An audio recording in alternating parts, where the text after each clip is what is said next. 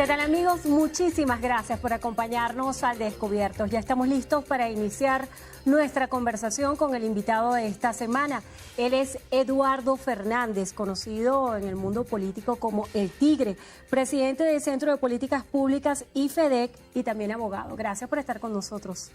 Muchas gracias, muchas gracias. Hace un par de días fue el Día de los Abogados, por cierto, el Día de San Ivo. Y mañana lunes es el Día de los Periodistas. De modo que aprovecho para felicitar a los periodistas y para agradecerte mucho la invitación a esta conversación. Y nosotros también lo felicitamos por su condición de abogado y reflexiones muy interesantes acerca de la justicia ha habido esta semana, no solamente por ser el Día del Abogado, sino por una serie de eventos que ocurrieron en el punto de vista internacional y también a lo local.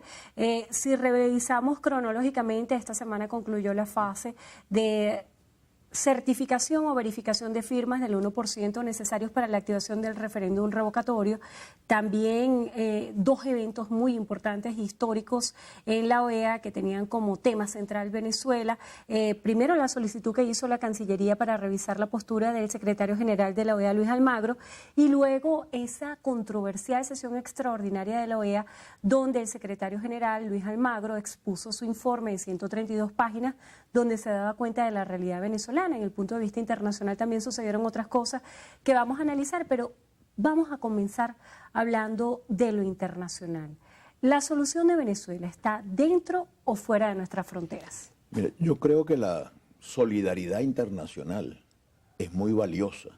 La colaboración de otras naciones, la disposición a mediar de estadistas de otros países.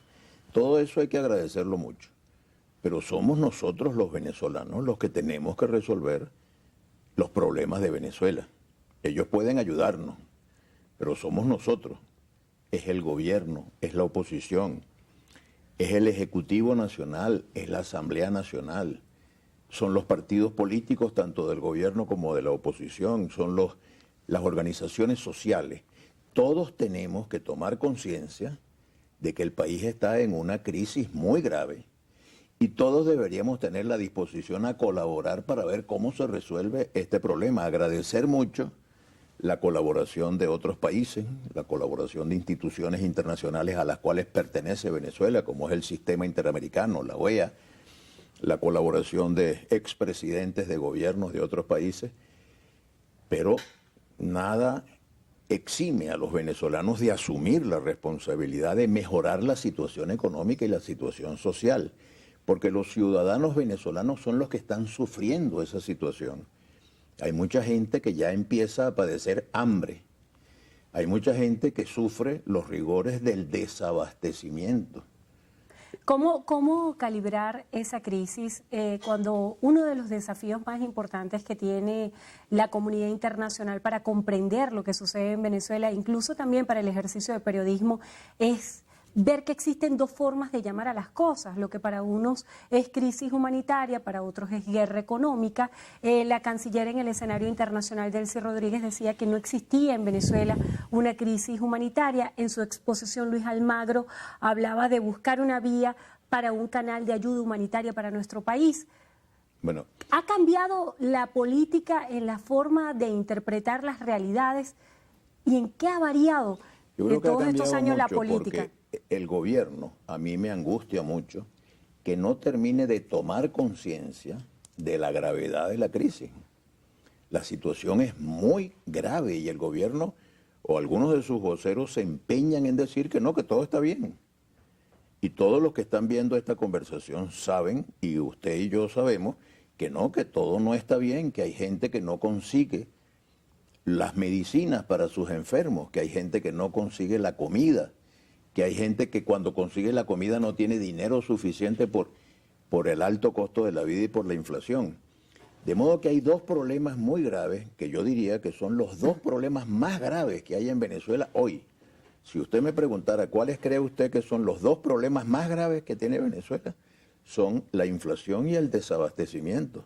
Luis Almagro daba una cifra que no es oficial, que decía que la inflación en Venezuela estaba sobre el 720%. También hacía un balance en función al salario de los venezolanos promedio. Hablaba de $24 mensuales. Son cifras que ante la comunidad internacional sin duda alguna encienden algunas alarmas. ¿Cómo interpretar esta realidad cuando no tenemos cifras oficiales para poder hacer un juicio pragmático? Lo primero lamentable es que no tengamos las cifras oficiales. Venezuela siempre, todos los años, teníamos las cifras que emitía el Banco Central de Venezuela y eran cifras muy confiables. Yo fui diputado durante prácticamente 2 décadas y yo como diputado siempre iba a las cifras del Banco Central. Si estaba Copey en el gobierno o si estaba Acción Democrática en el gobierno, de todas maneras las cifras del Banco Central eran absolutamente confiables tanto para DECO como para Copellanos.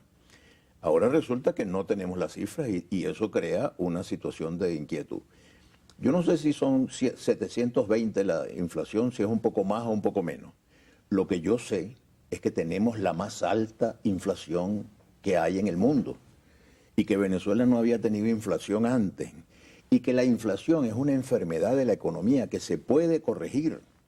Y yo lo que quisiera es que el gobierno no oculte la realidad de la inflación. Señores del gobierno, tenemos inflación y tenemos la más alta inflación del hemisferio. En todo el hemisferio, desde Canadá hasta la Argentina, no hay ningún país que tenga tanta inflación como tiene Venezuela. Y tenemos la más alta inflación del mundo, de modo que no sé si es 720 o 540, pero lo cierto es que tenemos una inflación muy alta. ¿Y qué significa esto? Que el venezolano común que nos está escuchando por televisión no le alcanza el dinero. A mí alguien me decía, ahora que fui a Barquisimeto, un amigo de allá en Barquisimeto me decía una frase muy graciosa, me decía, yo antes metía los billetes en la guantera, iba para el mercado y salía con el mercado en la maleta.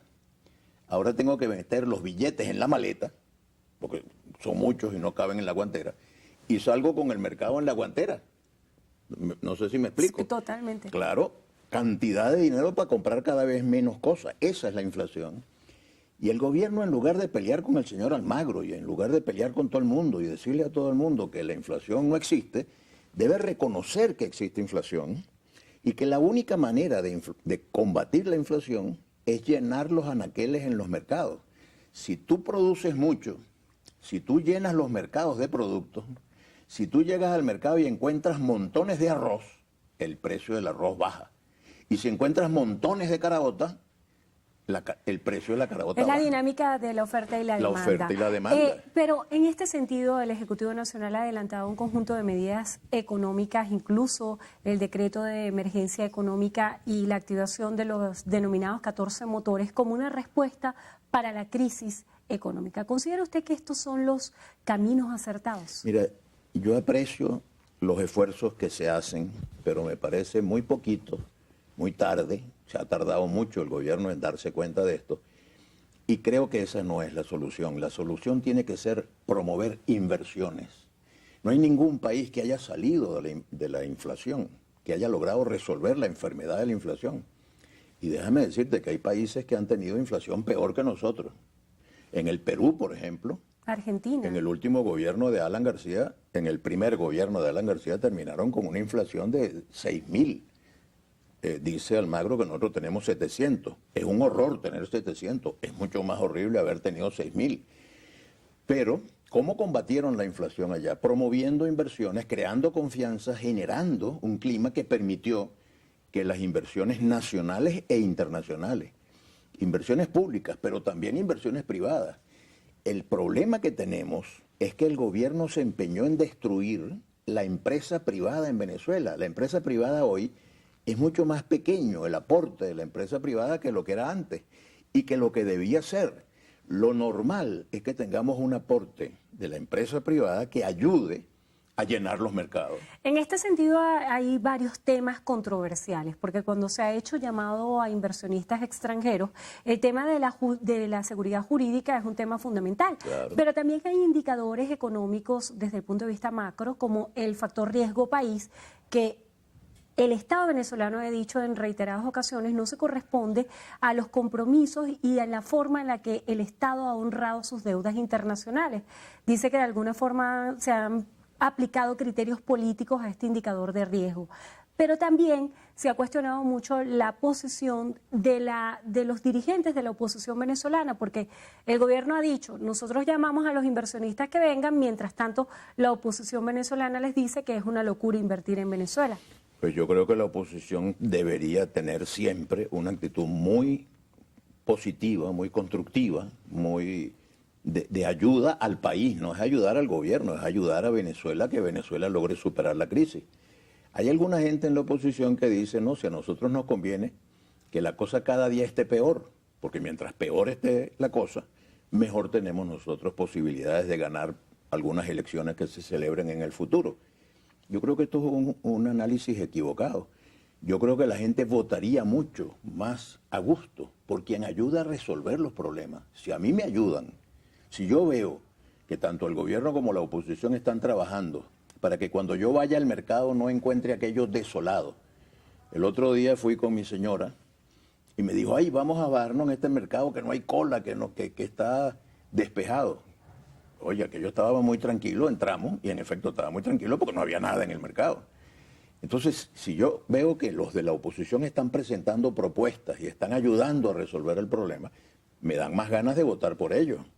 Si veo que el gobierno, en lugar de negar los problemas, está asumiéndolos y pidiendo ayuda, además, porque el gobierno, yo creo que debería solicitar la ayuda de todos los empresarios venezolanos, no ofenderlos, porque la pérdida de confianza no es porque la oposición diga que no vale la pena invertir en Venezuela, sino por las expropiaciones, por las confiscaciones, por el discurso político contra la empresa privada, por la falta de seguridad jurídica que tú señalaste con tanta propiedad.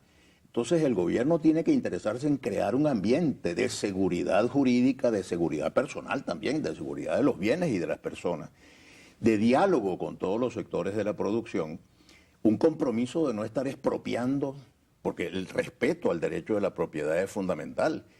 Y un diálogo también con la oposición para decirle, mire, señores, este problema no es solamente del gobierno, es un problema de la nación. Usted mencionó una palabra clave que en estos días cobra demasiada fuerza y es la palabra diálogo. Pero cuando se piensa en esta palabra también se piensa en la sinceridad de la intención para sentarse en una mesa. Yo quisiera que en la próxima parte habláramos acerca de esa intención genuina por parte de la oposición venezolana y del gobierno a sentarse en una mesa. Y a su juicio, ¿por dónde se debería comenzar este proceso de diálogo? Vamos a dejar esa pregunta en el aire y al regreso su respuesta. Nosotros continuamos al descubierto. Estamos conversando con Eduardo Fernández.